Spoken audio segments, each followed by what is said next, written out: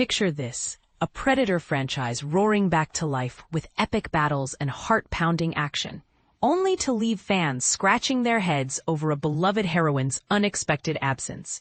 It's a twist that has sparked endless debates among movie buffs.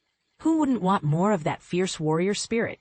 But here's where it gets intriguing, and we're diving deep into why Amber Midthunder's Naru isn't suiting up for the next adventure. The Predator series has been experiencing a thrilling revival in recent years, and much of the credit goes to visionary filmmaker Dan Trachtenberg.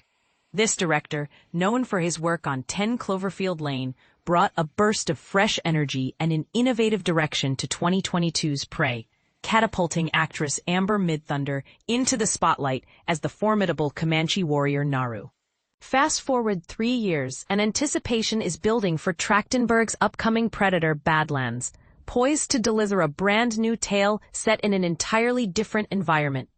Fans are eagerly speculating if loose ends from Prey might get tied up here, or if Badlands was ever meant to bridge that gap. Questions that highlight the franchise's evolving storytelling.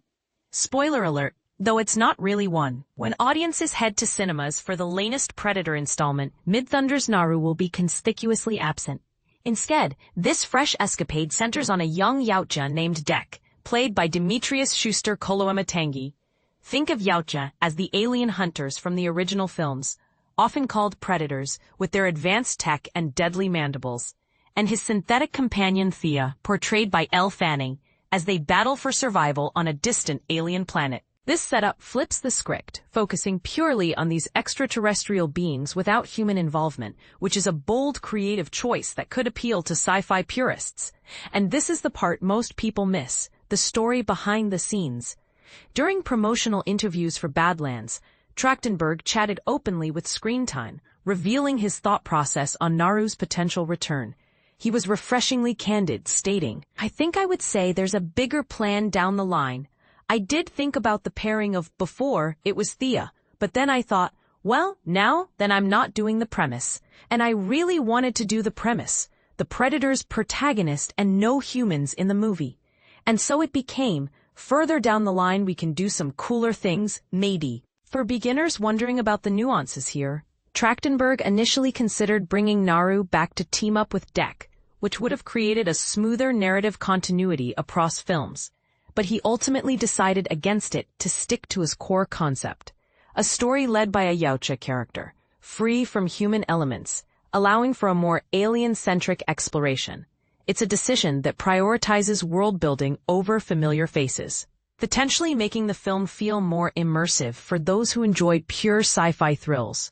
Yet, he hints at future possibilities, suggesting Naru could reappear in later projects for even more exciting crossovers. Drawing from the animated Predator, Killer of Killers, also helmed by Trachtenberg, Naru's comeback seems plausible down the road. In that film's post-credits scene, we learn she's been cryogenically frozen in stasis, a state of suspended animation, for an unspecified period, meaning her storyline isn't closed. This setup opens the door for her to thaw out and join new adventures, perhaps in a way that blends live-action flair with animated hints.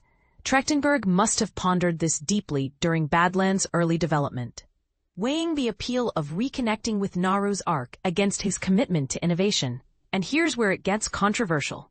Some fans argue that sidelining Naru feels like a missed opportunity to honor fan favorites, potentially alienating those who fell in love with her in Prey.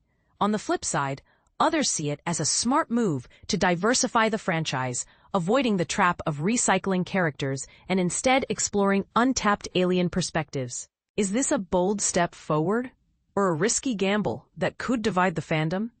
While Badlands might have seemed like a perfect stage for Naru, given its futuristic vibe, Killer of Killers already teases a possible follow-up that could reunite her with other iconic figures from past movies.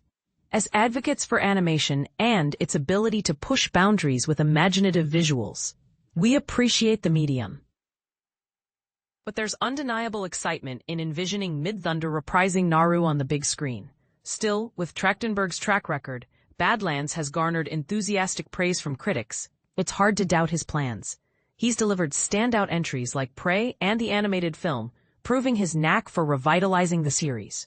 Whatever twists he has in store, we're fully invested. Predator Badlands arrives in theaters on November 7th, 2025. But let's turn this into a conversation. Do you think excluding Naru was the right call to keep the story fresh, or should the franchise prioritize bringing back fan-favorite characters like her? What controversial decisions in movie sequels have you disagreed with in the past? Share your thoughts in the comments. We'd love to hear if your Team Naru returns or Team New Direction.